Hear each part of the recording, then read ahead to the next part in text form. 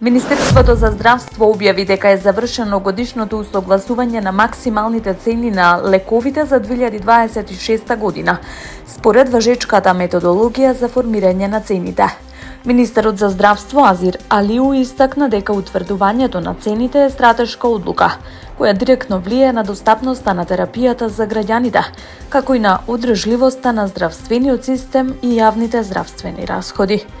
По спроведените анализи и преговори, кај вкупно 343 лекови се постигнати намалување на максималните цени. Новите цени ќе започнат да се применуваат од 1 мај оваа година, по периодот во кој фармацевските компании ќе ги усогласат цените во прометот на големо и мало.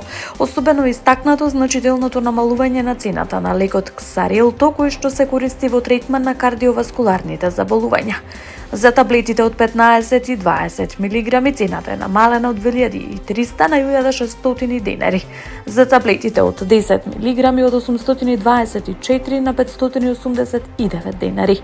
Министерството нагласува дека со оваа мерка се овозможува поголема достапност на терапијата, особено за лекови кои порано се набавувале од странство поради пониски цени.